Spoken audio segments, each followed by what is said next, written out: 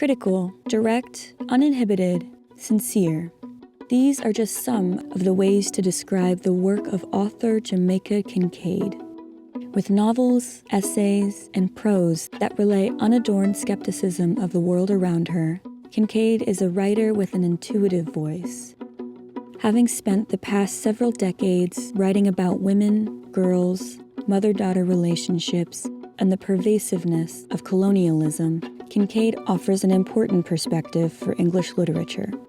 Now, an impassioned gardener and plant lover, Kincaid infuses her contemporary writings with horticultural knowledge and symbolism.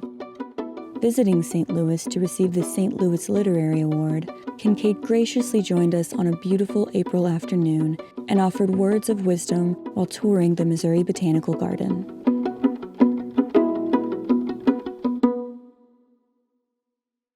Jamaica Kincaid, thank you so much for sitting down with me. Thank you for having me. This is really very kind. Thank you. You're in town to receive the St. Louis Literary Award. So first off, congratulations. Thank you. So right now we're sitting in the Missouri Botanical Garden, which you just got a tour of. Yes.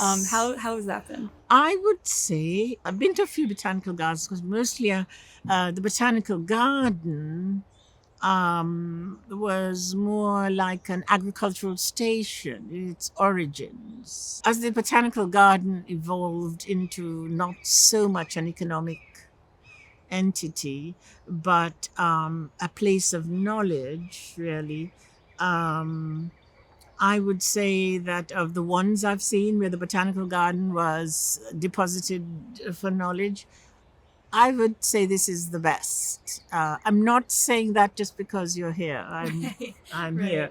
I've been to Kew. I don't like it so much, but that's because of my complicated relationship with the people in that part of the world. But I've been to the Stribing. I've been to the Brooklyn, the Bronx. I've been to many botanical gardens, and I would say that I have enjoyed this the most and really wish to come back to many parts. Gardens are very, it's not something many people who think about the garden like to admit, but gardens are expressions of power. I mean, you can find it, say, just in the creation of the Garden of Eden. You can find some expression of God's, the creator, whatever you want to call it. That tale is the creation of Eden is an expression of power. You've talked about that before. I've heard you talk about the way that that we name things as a way to Possess them. Yeah. Yes. Can you elaborate?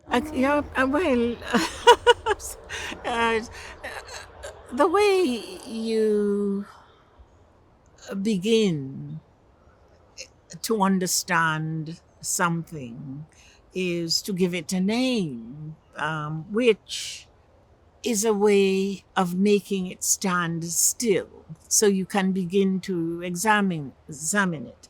Here's the thing. A noun is a name of a person, a place, or a thing. Well, place and thing are still. A person is not still. A person is really an adjective, if you were to look at it, because they're that way. But if you give them a name, or if you give these things a name, you can then begin to not only study it, but give it a narrative that it may not have had at all. And you can see that in the names of places that, say, the narrative of Christopher Columbus. He comes to a place these places that already have names. They were not waiting for him to call them whatever it is he called them. They already had their own people and their own names. But for him to understand what he was doing, he named them in the name of the king and queen of Spain. And not to defend Christopher Columbus, but the villain is really Isabella and Ferdinand. Those are the villains. Yes, I am very interested in how things got their names. And the garden is often presented as a place of contemplation and rest and healing. All of those things are true, uh, but there's also something missing from it, which is a place of extraordinary disturbance. First of all, to carve out the land, you're destroying or interrupting a natural ecosystem. And that's already, the poor trees are thinking, oh, what the fuck is going on? Oh my God, they're moving us around. And, so I have been interested in that aspect of it, while I acknowledge, not that I acknowledge, it is true that it is a place of reflection. The Japanese garden is clearly designed for, to do all sorts of things other than to admit that it's like a great, powerful manifestation of power. Right. It's control, like you're saying. Control. Yeah, it's like naturally things are so much more complex than like this very like rigid and categorized, and design. Yeah. That brings me to ask what your relationship is like with planting and gardening and, sort of dealing with the complexity of this thing that does bring peace, but you do have to like control in order to do it. I bring all of those things to it. I completely acknowledge and engage with the complexity of it. That for one thing, I can afford to garden. Yeah, it's a complex relationship. It's a very complex relationship with the garden. And I envy people who make a garden and it's just a garden. Because for me, the garden is a book. Well, that brings me to like how you got into gardening, like what brought you to that, because it became this thing that you started to do and now it's like it's a major part of your life. What happened? I ask myself this all the time. When did this happen? So I, for the first Mother's Day, I was a mother. The man I was married to at the time gave me some cheap tools, and I don't say cheap to mean he was cheap. It was just a gesture. Yeah. And I immediately went outside and planted the seeds and used the tools, which all broke and nothing came up. And of course, I'm the sort of person, and I didn't know this about myself then, but I'm the sort of person who I don't have a sense of failure. I fail at practically everything, but I don't have a sense that I failed. Right. I feel, oh, that didn't work, like the poppies. Oh, that didn't work. I'll try it in this part of the garden. So it's like a curiosity. Curiosity. Yeah. That's an excellent way to describe it. I'm very curious about things. And so I will keep doing them in a different way, but pursue them. But also, I don't have a desire to succeed. But I have a desire to do things. Yeah. And the garden is very much about doing things. And so I started to garden, and and it became like reading a book. The plants themselves, were like reading, was a form of reading. So I want to transition here to your relationship with writing. And I've heard you talk about how you learned to read before you knew the alphabet. Yeah. It's really true. Yeah. I didn't know. My mother was a great reader, and it was very unusual for someone in her station in life. We were poor. Though it turns out that she came from a very much well-off family in Dominica. But she loved to read, and she was always reading, and I was an only child, and I would bother her. And so she thought if she taught me to read, I would leave her alone. And the book she taught me to read from was a biography of Louis Pasteur.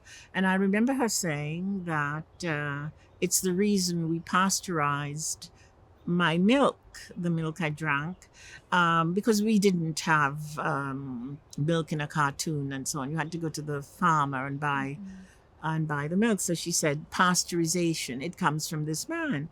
And she taught me to read. And I absolutely can remember. It's as if the words and I met. This is what I just knew how it worked. And when I didn't, I wasn't afraid of being corrected. I corrected, and then I learned from how the correction worked. And so I could read very early on. So then I was 3.5 and still bothering her. She sent me to school. You could only go to school if you were 5. And I remember her saying, now remember, if they ask you, you're 5, you say you're 5. And if I was a psychologist, I would say that was my first association with lying, reading and reading and writing and lying. So I went to school, and there they were with something called the alphabet. And it was just the most mystifying thing. I wanted to ask about your writing style because you have a very specific, very unique voice, and I wonder, like how it developed the way that it did. It seems that you've always like known and been confident in the way that you write. I have no confidence. That's the other thing. I never count on confidence. I'm always amazed that people say, you have to be confident. I have no confidence. I just do it. And if it works, it works. As I say, I don't count on it being successful. I don't count on it being a failure. I just do it. If it doesn't work, it doesn't. And I don't particularly care what people say. You talk about the style I write in. It's early on very criticized. Now I hear that it's my unique. I said, unique. People used to criticize me all the time because my sentences are too long, and But I think it's the influence on my writing. There, when I there are a few. One is the King James version of the Bible, and that's really an important distinction. I read the Bible many times when I was a child because I had nothing else to read. So the King James version of the Bible, the dictionary, the Oxford Concise Dictionary. My mother gave me for my 7th birthday a dictionary, and I read it as if it was a book. And that would, you can see it in the way I use words over and over, and sometimes the same word, I deploy it in a different way. So there's a dictionary. Another influence that's not so obvious would be Paradise Lost by John Milton. The idea of I had done something wrong when I was 7. Again, 7 is a magic age for me. So I'd done something wrong in class because I was always in a class with older people. So I was very precocious, and I was always agitating the older students. I would make them laugh and not do their work. So a punishment when I was 7 years of age was to copy books 1 and 2 of Paradise Lost. And the sentence, better to rule in hell than to serve in heaven, at 7, I never forgot it. And it accounts for a lot of things that are wrong with me. Well, okay, I want to elaborate on the sort of association with Lucifer here, because you've always had this like rebellious spirit in the way that you've talked about your adolescence and coming to the U.S. I'm so intrigued by like the person that you were, like coming here, like starting this new life, and then like bleaching your hair and like shaving off your eyebrows. Like it just seems like, God, you did your research. I really did. I think you're such a fun driven person, and I'm very interested in, like, you know, who you were at that moment when I you came came. Yeah. But first of all, I didn't understand American racism. I grew up with British people were white, and maybe French people, maybe German people, but Italians no, Spaniards no, Poles no, all the people who, when I came to America, who now would say they're white. I didn't grow up think with that. I only grew up with white English people. So when I came to America, everybody was white, and I couldn't take it seriously. So when certain people were racist, clearly racist to me, I couldn't be bothered with it because they can't be racist. They're not white.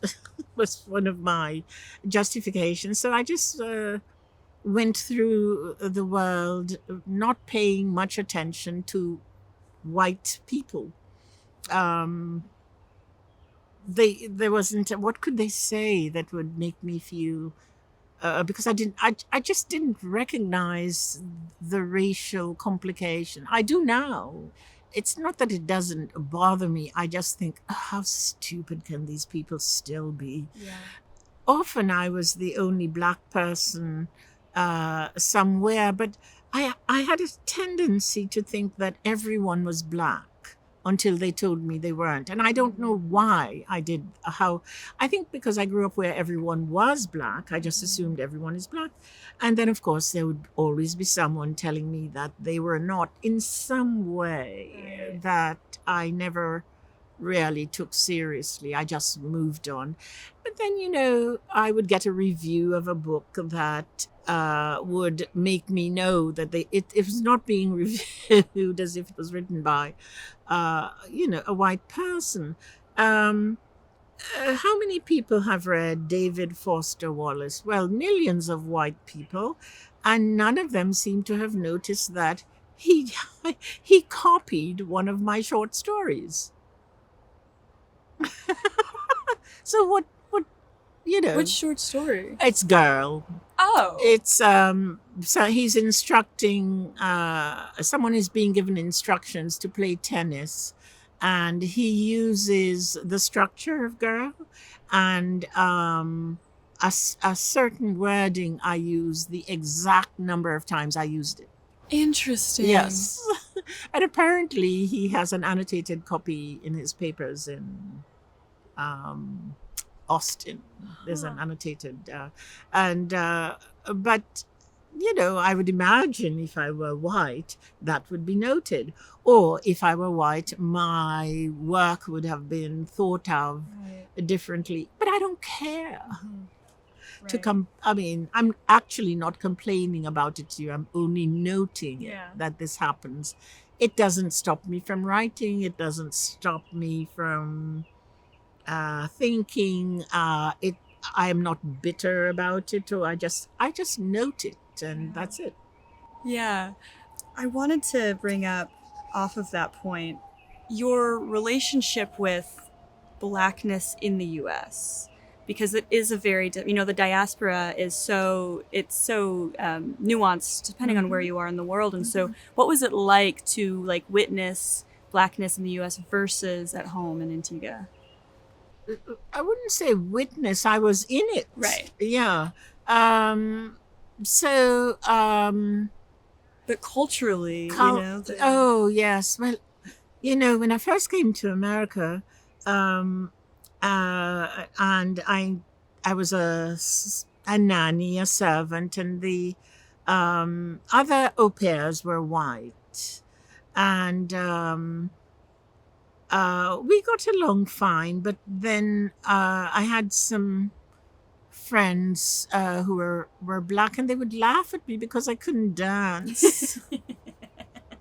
And I really couldn't dance, but I wasn't allowed to dance as a child. And growing up in the society I grew up in.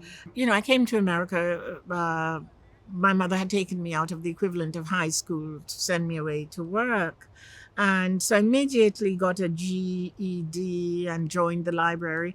And I did what I always did, was I stole a book from the library. And the book, I still have it, is by Gunnar Myrdal, and it's about race in America. And I think the first book I bought was Eldridge Cleaver's book. So I've always been very clear in my head that I'm a black person in America, but white people did not have the same effect, or what would you call it? They didn't have the same meaning for me that they had Right. for the traditional African America. I just couldn't care less. Right. You know, you grew up in Antigua where the sort of like cultural influence that was forced on you was English, but then you've lived in the US for so long, so you've got this sort of like triad of like identities. Oh, and... you have no idea. I also converted to Judaism. Really? Yes, Okay, so all of these things at play here, you know. Yes. I guess the big thing I'm wondering with that is like, what is home to you? Like in terms of like, you know, literally physically, and I guess within your identity, you know, like because you are at this point you're Black American, but again there is this cultural separation and this like English upbringing, and so like Yes. I don't know, where do you feel like you fall? Well, it's not so much where do I feel I belong, is where I feel I don't belong. I know I don't belong in England. Everywhere else, I'm home. Yeah. Yeah. But it's I feel, you know, I wanted to live in the most northern part of Sweden for a year, just to see what the year was like, the shortest day, the longest day. I would feel at home there. I feel at home here. I don't so far have the necessity to feel I belong. When I see, if I don't know how else to say this, it sounds unreal or something, but I have, I think I inherited it from my mother. She was quite like that. Wherever she went, she was quite happy to enjoy and make a home there. And I never really noticed that I say that, but my friend Sandy reminds me that I've always said this. When I go somewhere, he and I would drive out on the Great Plains, and we'd pass through a little town, and I would say, I think I could make something of myself here. I feel that way. I could make something of myself.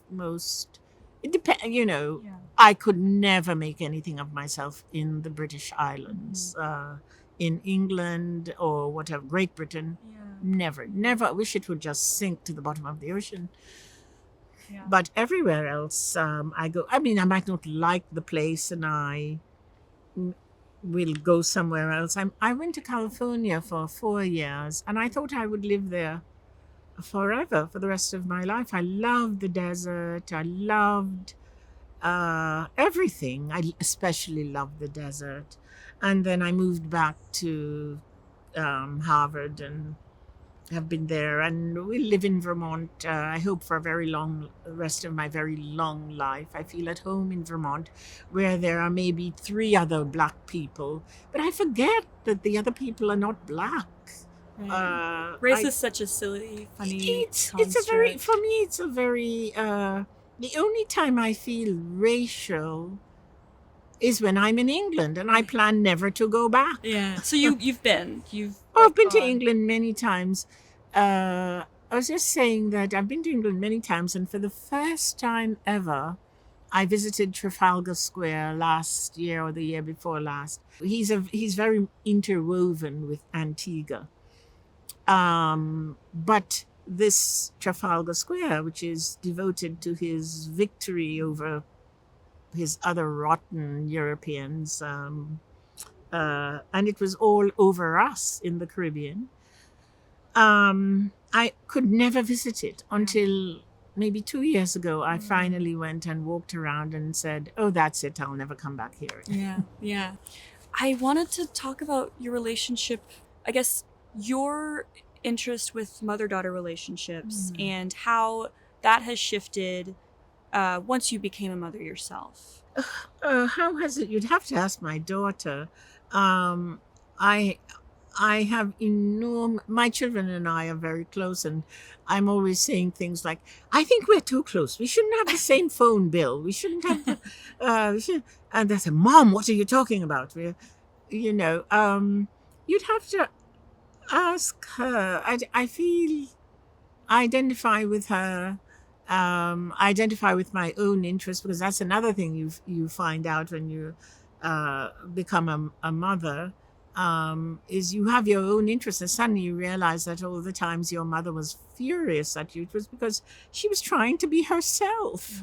And so I'm much kinder to my daughter than my mother was to me. I'll say that. It's a very different It's a relationship. very different relationship, but I remember my mother's unkindness and cruelty, and I don't think I'm that way to my daughter, but you'd have to ask her. Do you feel like in writing about mother-daughter relationships or in raising a daughter, you've come to like sort of understand your mom's, the way that she was, like what? No, no, I thought she was, and it's not just me. All her children, 4 children, we all think she was a monster. And when she died, we buried our brother who had died before her uh, next to him. And my other brother and I said to each other, "Do you think he would have liked spending eternity next to her?" So she was a very difficult, brilliant person. Her problem was she was brilliant and had nowhere to go with it. So to kind of carry that thought forward, you write about so many things that are close to you, if not like autobiographical, and I guess I'm wondering what it feels like for you to have so many personal aspects of your life in things that so many people have read. Like, what is that? I never thought of it as autobiographical, and I now have this whole, and I hope I never express it really, but this idea of genre, of personal fiction, and I think it's one of those European ideas of classifying and pinning things down to analyze and to clarify for themselves. But I have, to me, when I'm writing, I'm not writing about myself. It's not autobiographical, it's writing. And I'm trying to do something with words. I'm trying to do all sorts of things that have nothing to do with a reader at all. And so when I'm told, "Oh, mother daughter," I had no idea I was writing. When I wrote Girl, I had no idea I was writing about mother daughter. I was just writing about something I knew. And I'll tell you one thing about that story, Girls, the first short story I wrote. And someone had given me a book of Elizabeth Bishop's poems. Geography 3 is the name of the book. It was in 1978 or so, I think. It's a slim book. It's called Geography 3. And the first poem in it is called In the Waiting Room. I read it and I wrote Girl. And for me, when I didn't think of it so at the moment, but when I look back on it, it was as if this person opened the door and said, "Come in." And I went in. Wow. I wanted to ask, because so much of your work is heavy and very serious. You do have this like lightness to your energy and this like silliness and this humor. And I pointed that out earlier, and you were like, "Oh, I do." Like it seemed, but I register. I think a lot of people do, and I guess I'm wondering where you get your humor from. I don't know. That might be cultural. We are very funny, laugh laughing people, and sometimes it can be cruel because we laugh at people's flaws, and my children would say, "Mom, how can you laugh at them?" I think it's so funny.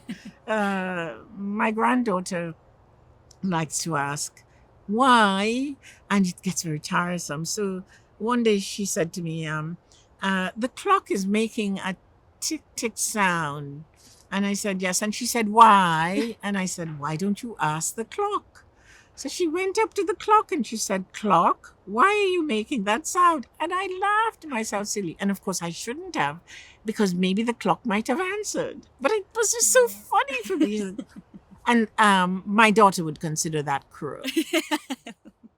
One more thing I want to ask. Do you visit Antigua often? Oh, yes. I was just there last year, January. And yes, it's I mean, again, it's one of those places. I can never write there. When I'm there, I can't write a word. But again, it's one of those places where I could make something of myself there. I have made something of myself there. Yeah. Is it weird to be there when like you have such a, I guess, strong and particular like relationship with your mother and this upbringing that you've written about? Like, is it weird to be back in that space?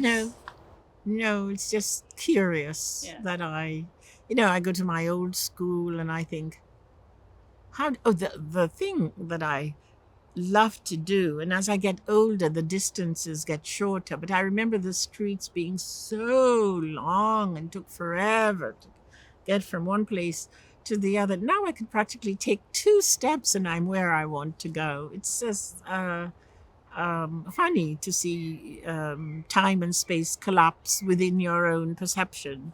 But no, it's kind of wonderful. And I wonder if I don't romanticize things, the old churchyard, the old this or that, and